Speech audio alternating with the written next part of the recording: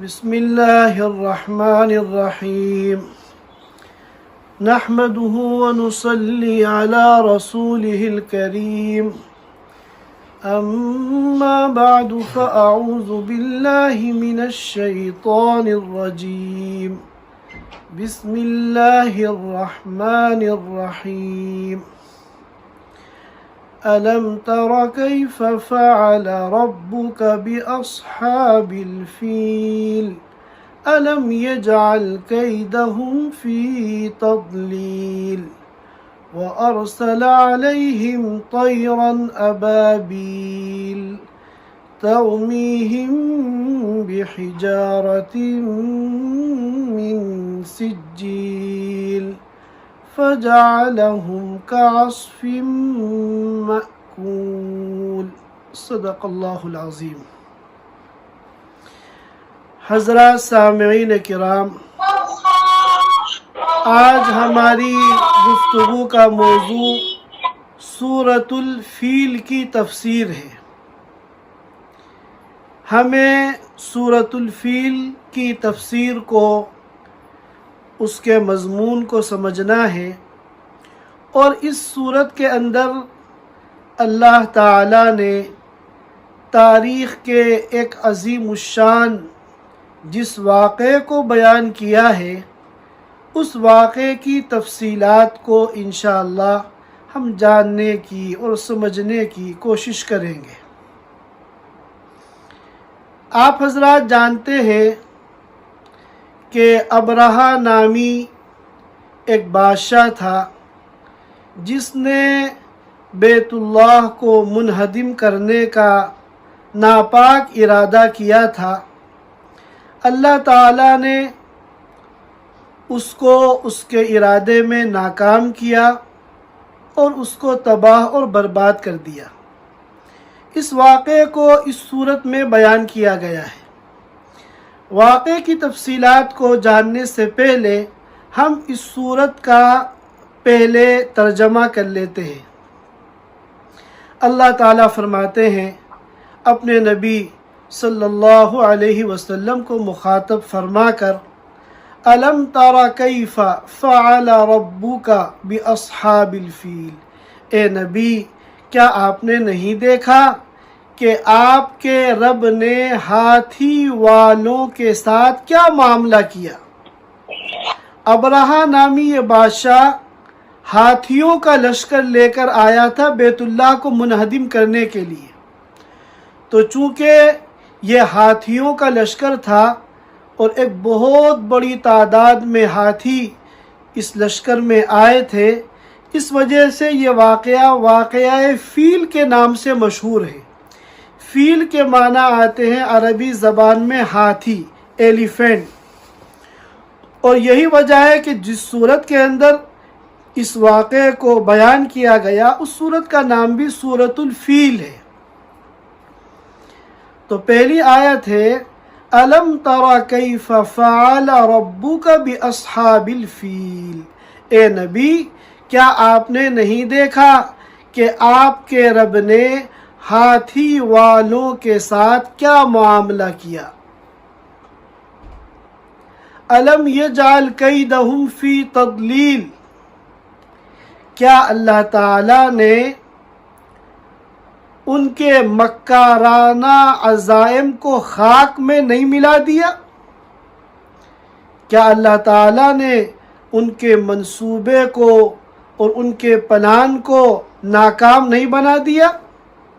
وَأَرْسَلَ عَلَيْهِمْ طَيْرًا أَبَابِيلَ، اللہ تعالیٰ نے ان لوگوں پر جو ہاتھیوں پر سوار ہو کر بیت اللہ کو منہدم کرنے کے لیے آئے تھے، ان پر اللہ تعالیٰ نے ایک مخصوص پرندے کے غول بھیجے،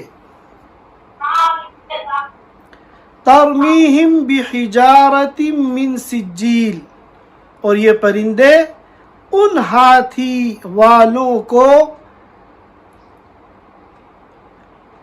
کنکری کا پتھر مارتے تھے۔ یہ پرندے ان کو کنکری یا پتھر کی کنکری مارتے تھے۔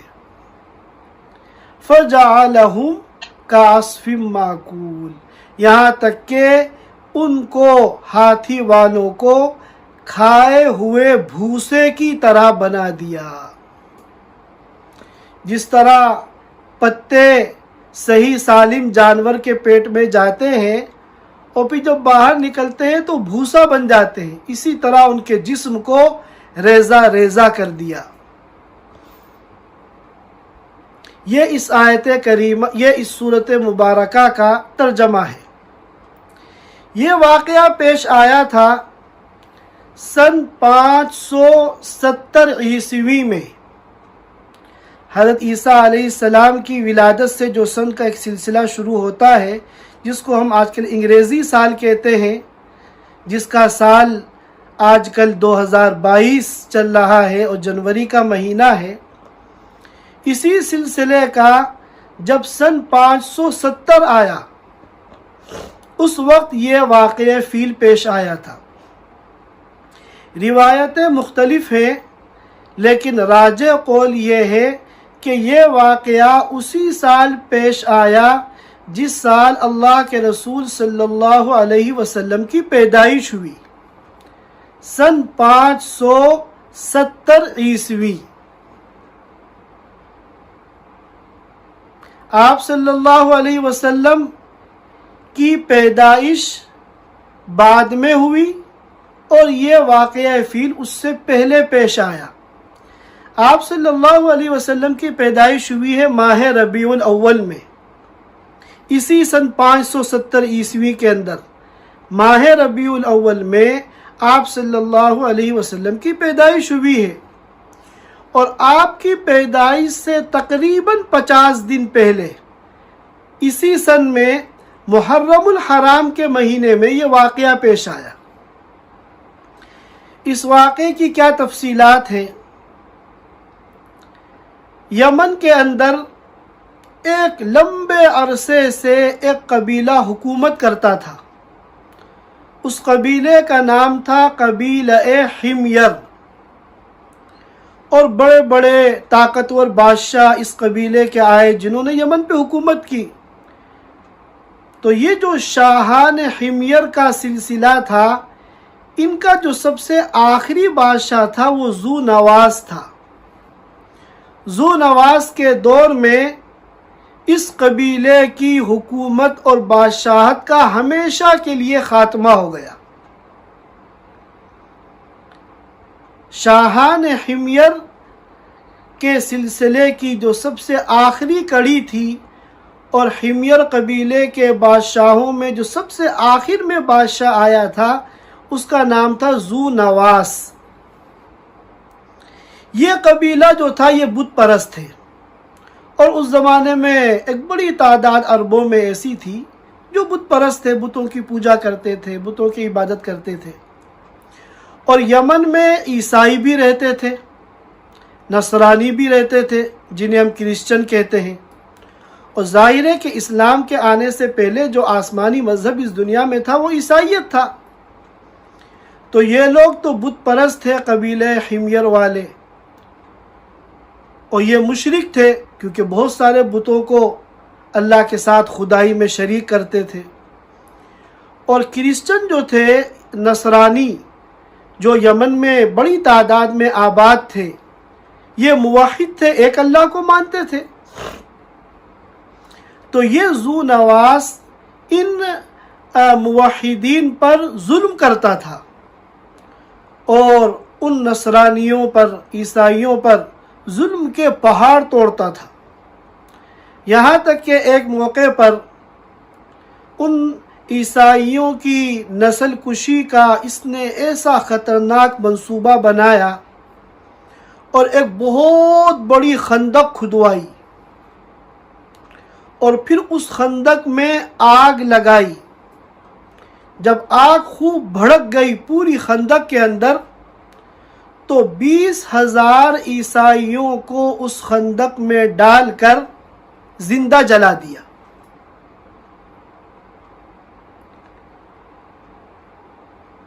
عیسائیوں کو زندہ اس بھڑکتی ہوئی اور دہکتی ہوئی آگ میں ڈالا جو اس خندق میں لگی ہوئی تھی، اور وہ لوگ جل بھن کر راکھ ہو گئے۔ اس واقعے کو قرآن نے بیان کیا سورۃ البروج میں، قتل اصحاب الاخدود، قتل کر دیے گئے خندقوں والے، النار ذات الوقود اذ هم علیہا قعود وهم علی ما یفعلون بالمؤمنین شہود۔ یہ واقعہ سورۃ البروج میں تفصیل سے اللہ رب العزت نے بیان فرمایا۔ تو جب اتنے بڑے پیمانے پر عیسائیوں کا ذو نواس نے قتل عام کیا تو 2 عیسائی کسی طرح جان بچا کر وہاں سے بھاگنے میں کامیاب ہو گئے، اور یہ دونوں سیدھے ملک شام پہنچے۔ شام میں اس وقت حکومت تھی قیصر روم کی۔ اس زمانے میں روم جو تھا وہ سپر پاور تھا، پوری دنیا کی سب سے بڑی طاقت اس کے پاس تھی، اور قیصر اس کا بادشاہ تھا۔ تو قیصر روم کی ملک شام میں حکومت تھی۔ ان دونوں نصرانیوں نے وہاں پہنچ کر ان لوگوں کو ذو نواس کے ظلم کی داستان سنائی اور کہا کہ اس نے ہم لوگوں پر، عیسائیوں پر ایسا ایسا ظلم کیا ہے، لہذا آپ لوگوں کو چاہیے، چونکہ آپ لوگ عیسائی ہیں، لہذا آپ لوگوں کو چاہیے کہ ذو نواس سے انتقام لیں۔ یہ خبر جب قیصر کو پہنچی تو قیصر نے حبشہ کے بادشاہ کو خط لکھا، اور یہ حبشہ یہ قیصر ہی کی سلطنت میں آتا تھا، اور اس کو خط میں یہ لکھا کہ تم ذو نواس سے انتقام لو۔ اس نے وہاں جو نصرانیوں پہ ظلم و ستم کے پہاڑ توڑے ہیں، لہذا تم جو ہے ذو نواس پر حملہ کرو اور اس ظلم و ستم کا انتقام اور بدلہ لو۔ اور حبشہ کے لیے یہ اس معنی کر آسان تھا کہ یہ حبشہ جو ہے یہ یمن کے قریب تھا۔ بحر احمر کی ایک جانب یمن ہے اور دوسری جانب جو افریقی ممالک شروع ہوتے ہیں ان میں سب سے پہلے حبشہ ہے، شروع ہی میں حبشہ ہے، تو اس کے لیے یمن پر حملہ کرنا آسان ہے، یمن کے قریب ہے۔ چنانچہ حبشہ کے بادشاہ نے قیصر کے حکم کی تعمیل میں ایک بہت بڑا لشکر تیار کیا یمن پر حملہ کرنے کے لیے، اور ذو نواس سے عیسائیوں کے قتل عام کا انتقام لینے کے لیے۔ اور یہ بہت بڑا لشکر تیار کر کے 2 کمانڈروں کے ماتحت اس کو روانہ کیا۔ ان دونوں کمانڈروں میں سے ایک کا نام تھا اریات اور دوسرے کمانڈر کا نام تھا ابرہہ۔ ان دونوں کمانڈروں کی ماتحتی میں ایک بہت بڑا لشکر تیار کر کے حبشہ کے بادشاہ نے یمن کے لیے روانہ کیا۔ یہ لشکر جب یمن پہنچا اور ذو نواس پر اور اس کے لشکر پر انہوں نے حملہ کیا اور دونوں فوجوں کے درمیان جنگ ہوئی، تو نتیجتاً یہ لشکر ذو نواس کے لشکر پر غالب آ گیا اور ان کو فتح حاصل ہو گئی، اور ذو نواس کی جو فوج تھی وہ شکست خوردہ ہو گئی۔ ذو نواس جان بچا کر وہاں سے بھاگا، لیکن بھاگتے ہوئے راستے میں ایک دریا آیا۔ اس دریا کو جب وہ پار کر رہا تھا تو وہ اس دریا میں ڈوب کر مر گیا۔ اب ان دونوں کمانڈروں نے یمن پر اپنی حکومت قائم کر لی۔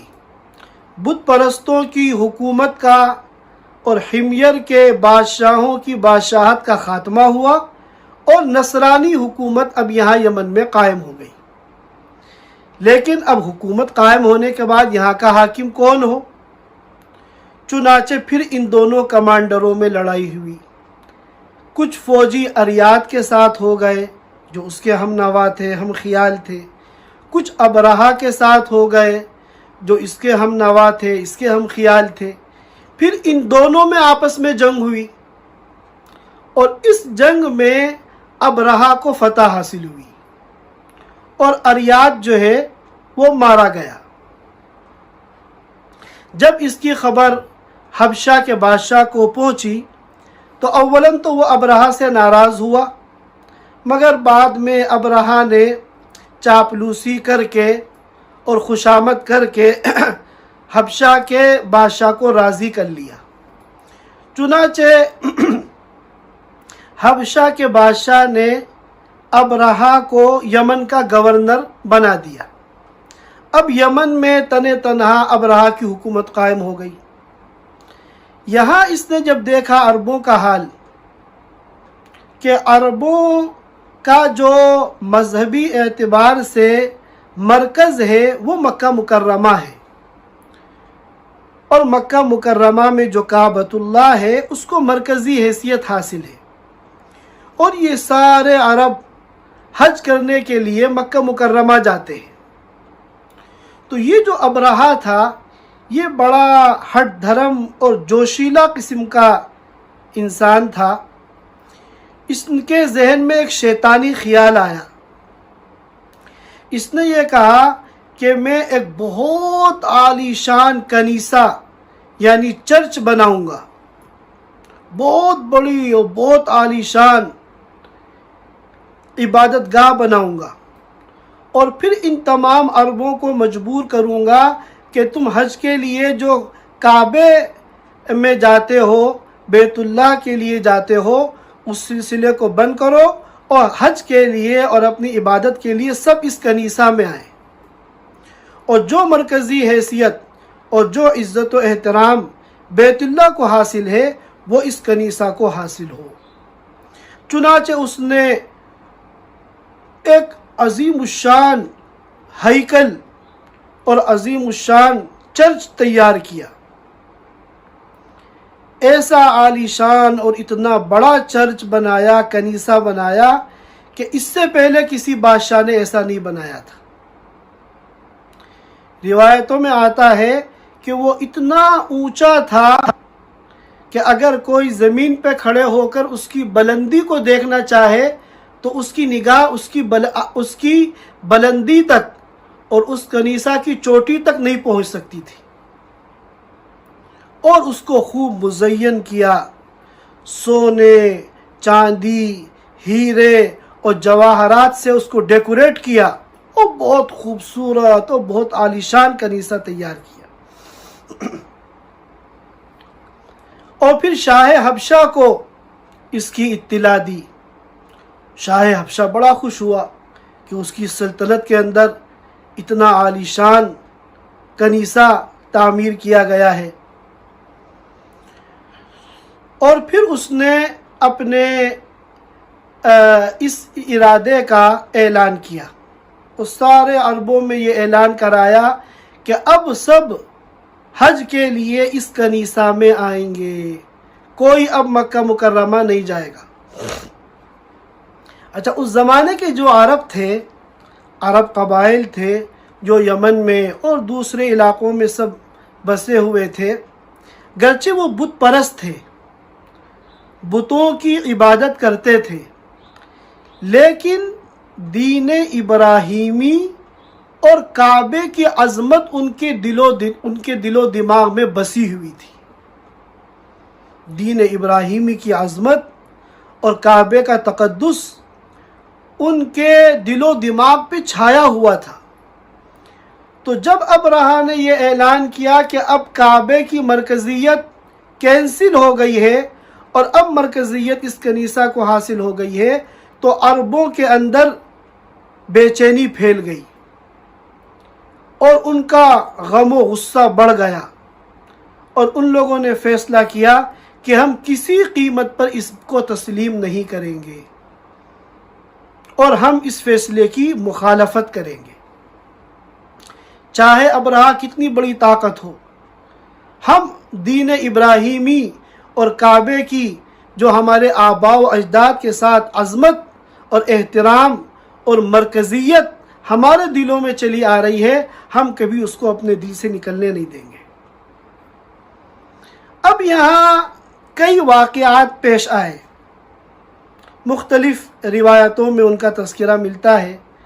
ایک واقعہ تو یہ پیش آیا کہ انہی عرب قبائل میں سے ایک شخص جو ابرہہ کے اس فیصلے سے ناراض تھا اور دل برداشتہ تھا، وہ اس کنیسہ کے اندر گیا اور اس کی اہم جگہ پر اس نے وہاں پاخانہ کر دیا اور وہاں غلاظت اور نجاست کے ذریعے وہاں اس کے اندر تعفن پھیلا دیا۔ ابرہہ کو جب پتہ چلا تو اس کو بڑا غصہ آیا۔ ایک واقعہ یہ پیش آیا کہ ابرہہ نے جن جن علاقوں میں اپنے قاصد بھیجے تھے، ایلچی بھیجے تھے، سفیر، یہ اعلان کرانے کے لیے کہ اب کوئی مکے نہیں جائے گا، سب کو اس کنیسہ میں آنا ہے عبادت کے لیے، تو جب بنو کنانہ میں اس کا ایلچی آیا تو بنو کنانہ کو اتنا غصہ آیا اس اعلان پر کہ انہوں نے اس ایلچی کا، اس سفیر کا قتل کر دیا، اس کو جان سے مار دیا۔ یہ اطلاع بھی ابرہہ کو ملی تو اس کو اور غصہ آیا۔ ایک تیسرا واقعہ پیش آیا۔ تیسرا واقعہ یہ پیش آیا کہ انہی عرب قبائل کا ایک قافلہ جا رہا تھا اور انہوں نے راستے میں ایک جگہ پڑاؤ ڈالا، اور یہ جگہ ایسی تھی جو اس کنیسہ کے قریب تھی کچھ دوری پہ، کچھ فاصلے پر وہ کنیسہ تھا، چرچ۔ انہوں نے کھانا وانا پکانے کے لیے آگ جلائی اور کھانا وانا پکا کر، کھانا کھا کر، اپنی ضرورت پوری کر کے یہ قافلہ جب وہاں سے روانہ ہوا تو یہ اس آگ کو بجھانا بھول گئے۔ چنانچہ ان جو آگ جلائی تھی کھانا وانا پکانے کے لیے، وہ ایسی جلی رہ گئی اور یہ قافلہ آگے بڑھ گیا۔ اللہ کا کرنا ایسا ہوا کہ تیز آندھی آئی اور یہ جو آگ تھی اس کے کچھ اجزاء اور جلتی ہوئی لکڑیاں وغیرہ وہ اڑ کر اس کنیسہ تک پہنچ گئے اور کنیسہ کا ایک حصہ جو ہے وہ جل گیا۔ پورا کنیسہ تو بہت بڑا تھا، لیکن یہ ہے کہ ایک بڑا حصہ کنیسہ کا اس آگ کی زد میں آیا اور وہ جو ہے وہ حصہ جل گیا۔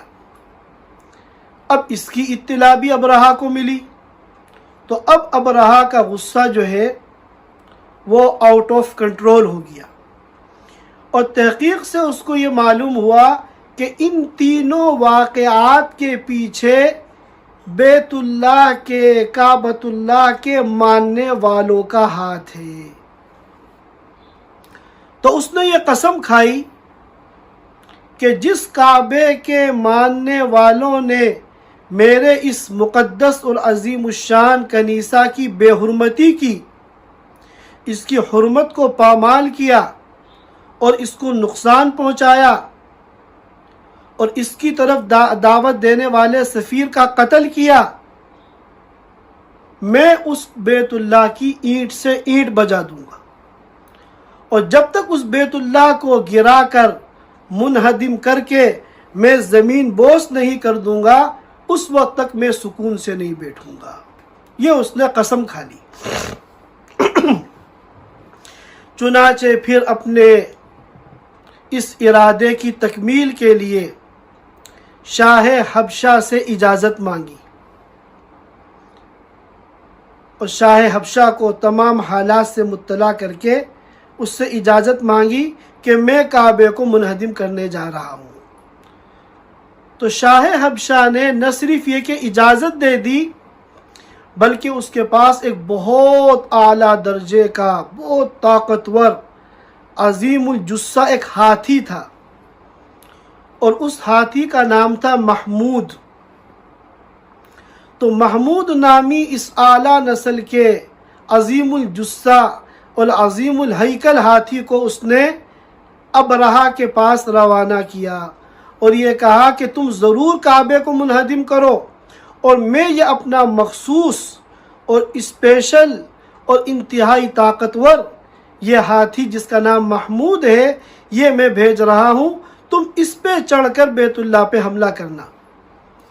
اور اس کے علاوہ اس نے 8 اعلیٰ قسم کے طاقتور اور عظیم الجثہ 8 ہاتھی اور بھیجے، اور تجویز یہ طے پائی کہ بیت اللہ کو نعوذ باللہ اس طرح منہدم کریں گے کہ بڑی بڑی لوہے کی زنجیریں بیت اللہ کے ستونوں سے باندھیں گے اور ان زنجیروں کا دوسرا کنارہ ان ہاتھیوں کی گردن میں باندھیں گے، پھر ان ہاتھیوں کو مخالف سمت میں دوڑائیں گے، جس کے نتیجے میں بیت اللہ کی پوری عمارت جڑ سے اکھڑ جائے گی اور زمین پہ گر کے زمین بوس ہو جائے گی۔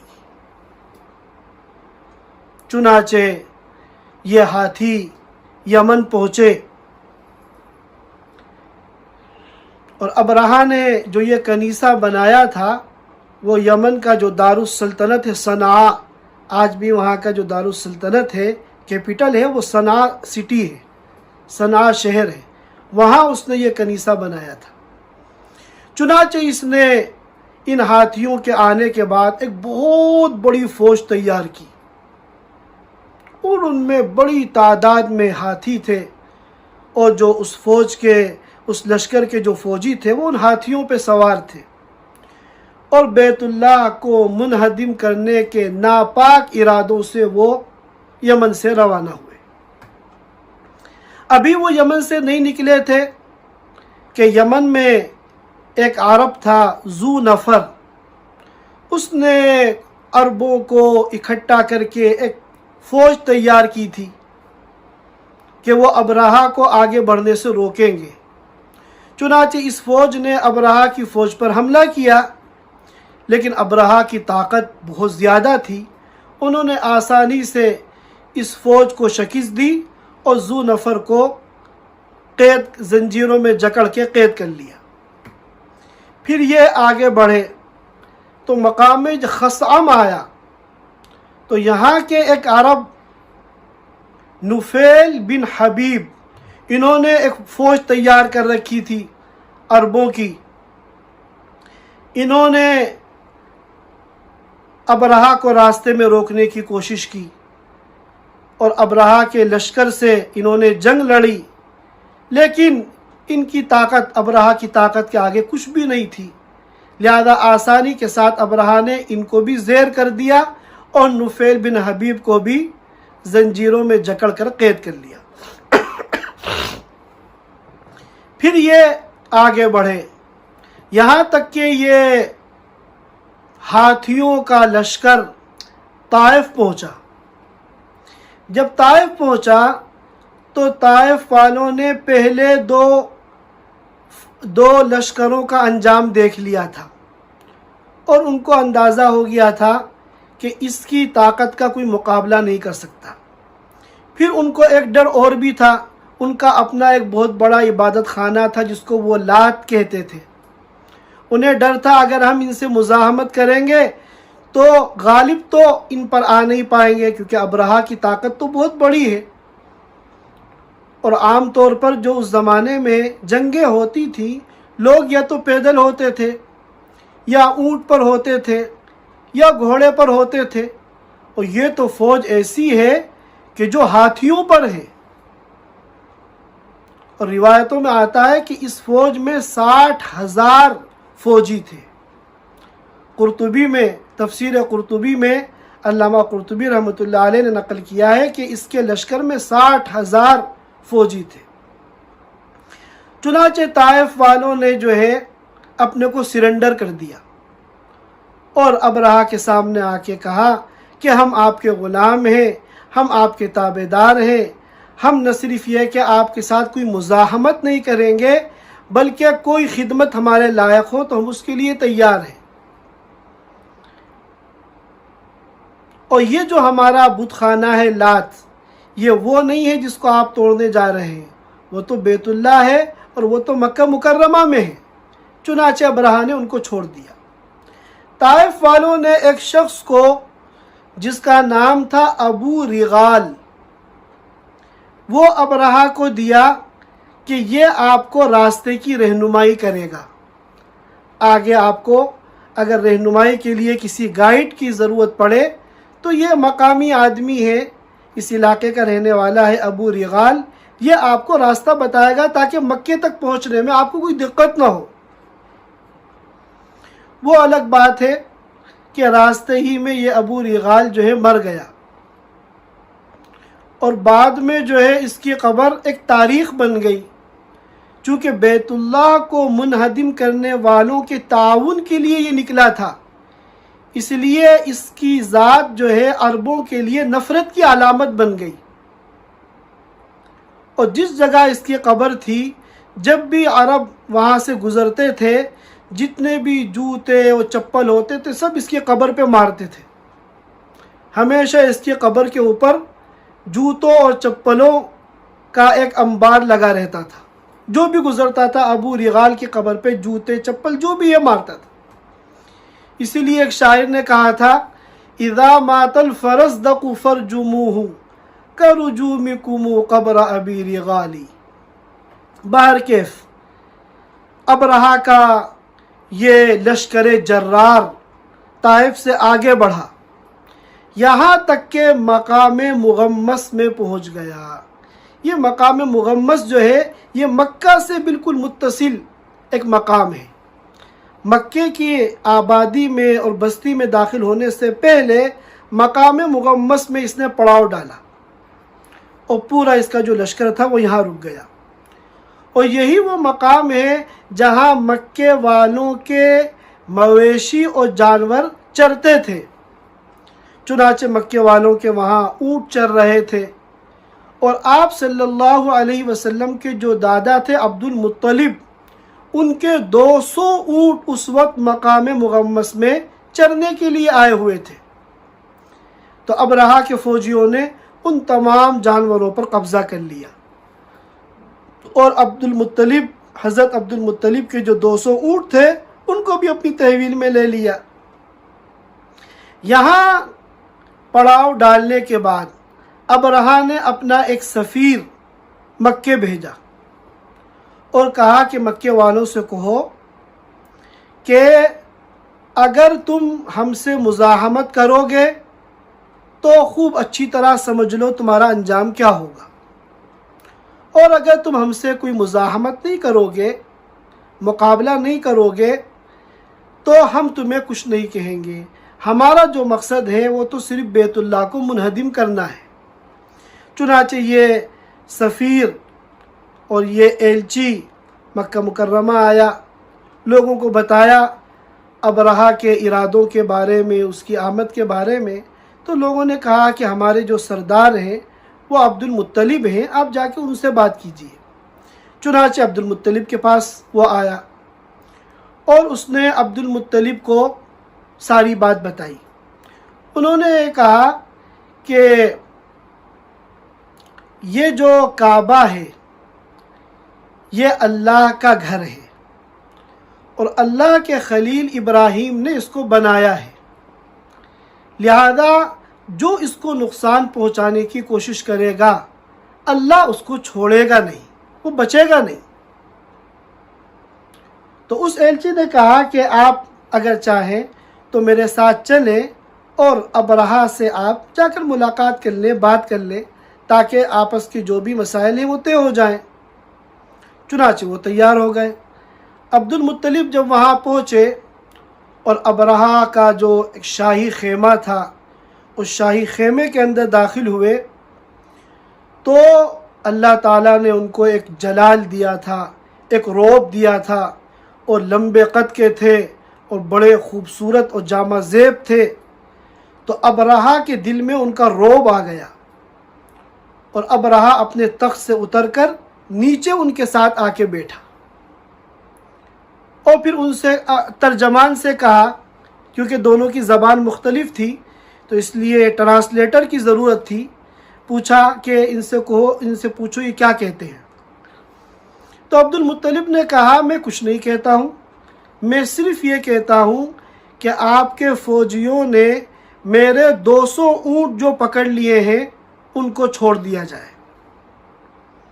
تو ابرہہ کو بڑا تعجب ہوا، کہنے لگا جب کو میں نے آپ کو پہلی مرتبہ دیکھا تو آپ کی عظمت میرے دل میں پیدا ہو گئی، لیکن آپ کے اس جملے سے ساری عظمت آپ کی نکل گئی۔ آپ کو اپنے 200 اونٹ کی تو فکر ہے، لیکن یہ کعبہ جو آپ کا دین ہے، آپ کے آباء و اجداد کا دین ہے اس کو میں توڑنے جا رہا ہوں، اس سلسلے میں آپ کوئی بات نہیں کر رہے۔ تو عبد المطلب نے کہا کہ دیکھو ان اونٹوں کا میں مالک ہوں، لہذا ان کی حفاظت کی ذمہ داری میری ہے، اس لیے میں ان اونٹوں کی بات کر رہا ہوں۔ جہاں تک کعبے کا تعلق ہے تو وہ اللہ کا گھر ہے، اس کا ایک مالک ہے، اور اس کا جو مالک ہے وہ خود اپنے گھر کی حفاظت کرے گا، وہ میرا میٹر نہیں ہے، وہ میرا موضوع نہیں ہے۔ بہرکیف ابرہہ نے حکم دیا اور ان کے 200 اونٹ ان لوگوں نے چھوڑ دیے۔ عبد المطلب مکے واپس آئے اور یہاں کے مکے کے قریش کے بڑے بڑے سرداروں کو لے کر حرم میں گئے اور بیت اللہ کا پردہ پکڑ کے اور بیت اللہ کے دروازے کا حلقہ پکڑ کے ان سب لوگوں نے خوب رو رو کے اللہ سے دعا کی کہ اے اللہ ہمارے پاس طاقت نہیں ہے کہ ہم اتنے بڑے لشکر کا مقابلہ کریں، اگر ایسا ہوتا کہ اپنی جان دے کر ہم بیت اللہ کو بچا سکتے تو ہم اپنی جان قربان کر دیتے، لیکن یہاں تو اتنا بڑا لشکر ہے کہ ہم اگر جان بھی قربان کر دیں تب بھی ہم بیت اللہ کو نہیں بچا سکتے، لہذا تو اپنے اس گھر کی حفاظت فرما اور صلیب والوں کو اس گھر پر غالب آنے سے روک دے۔ یہ لوگ خوب رو دھو کے دعا کر کے وہاں سے نکلے اور عبد المطلب نے کہا تمام مکے والوں سے کہ سب مکہ خالی کر دو، اور سب سے یہ کہا سب پہاڑ کی چوٹیوں پہ چلے جاؤ اور وادیوں میں چلے جاؤ، پورا مکہ خالی کر دو، کیونکہ جب ان لوگوں پر عذاب آئے گا تو کہیں ایسا نہ ہو کہ ہم بھی اس عذاب کے اندر پھنس جائیں۔ چنانچہ یہ پورا مکہ ابرہہ کی فوج کے لیے خالی کر دیا گیا، گویا کہ سب سرنڈر ہو گئے، اور اس کے انجام کو دیکھنے کے لیے سب دور دراز پہاڑوں کے دروں میں، وادیوں میں، چوٹیوں میں چلے گئے۔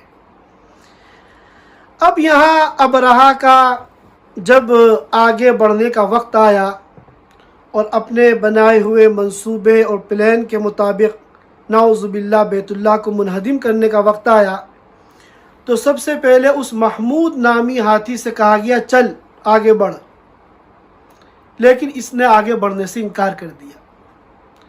سارے جتن کیے اس کو کھڑا کرنے کے لیے مگر وہ کھڑا ہی نہیں ہوا، وہ ٹس سے مس ہی نہیں ہوا۔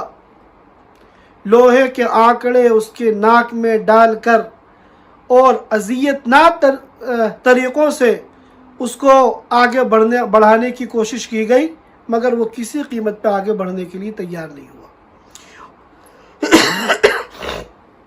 اور جب اس کو یمن کی طرف بھیجتے فوراً چلنے لگتا، شام کی طرف بھیجتے فوراً چلنے لگتا، لیکن مغرب کی طرف کعبے کی طرف جب اس کو روانہ کرتے تو وہ آگے بڑھنے سے انکار کر دیتا۔ اسی تگ و دو کے دوران لوگوں نے دیکھا کہ سمندر کی طرف سے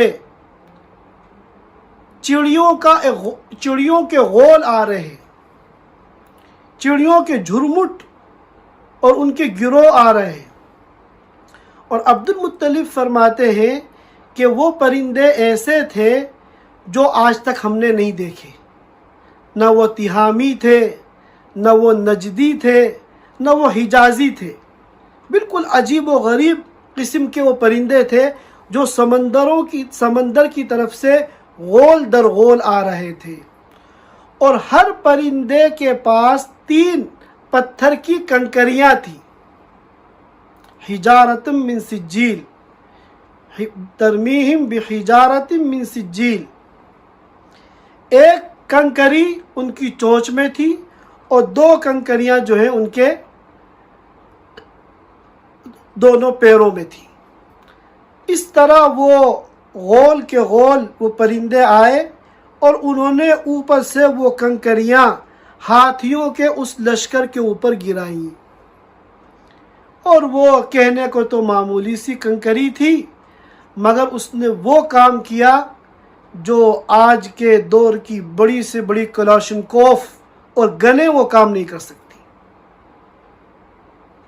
وہ جسم کے اندر داخل ہوتی اور پار ہو کر زمین کے اندر گھس جاتی، اور اس کی وجہ سے پورے جسم کے اندر پوائزن اور زہر پھیل جاتا۔ اللہ تعالیٰ اگر چاہتے تو پورے لشکر کو اسی وقت وہیں تباہ کر دیتے، مگر اللہ تعالیٰ کی منشا ان کو عبرت بنانا تھا، ان کو نشان عبرت بنانا تھا، اور یمن والوں کو بھی دکھانا تھا کہ دیکھو اس لشکر کا کیا حال ہوا۔ چنانچہ کچھ تو وہیں مرے اور ایک بڑی تعداد نے وہاں سے بھاگے یمن کی طرف، اور راستے میں ہر ایک جو ہے گرتا رہا اور مرتا رہا، یہاں تک کہ جب یمن پہنچا تو ابرہہ اور اس کے ساتھ چند لوگ، اور ابرہہ کے پورے جسم کے اندر زہر پھیل چکا تھا، یمن والوں کے سامنے اس نے تڑپ تڑپ کے جان دے دی۔ اس کا سینہ جو ہے پورا جسم پیپ بن گیا اور سینہ پھٹ گیا اور تڑپ تڑپ کے وہیں ختم ہو گیا۔ یہ اللہ تعالیٰ نے ان لوگوں کا حشر فرمایا جو اللہ کے گھر کو توڑنے کے لیے نکلے تھے۔ 60,000 کے اس لشکر میں قرطبی نے روایت کیا ہے یمن جو پہنچے تھے وہ ابرہہ اور اس کے ساتھ چند لوگ تھے، اور وہ بھی وہاں پہنچ کر یمن والوں کی آنکھوں کے سامنے دیکھتے ہی دیکھتے وہ بھی ختم ہو گئے۔ اس پورے لشکر میں سے کوئی زندہ نہیں بچا۔ تو یہ اللہ تعالیٰ کے مختلف انعامات تھے اہل مکہ پر، قریش پر۔ یہ انعام جو تھا یہ تو دفع ضرر کے طور پر تھا، اللہ نے ایک آزمائش سے قریش والوں کو بچایا تھا۔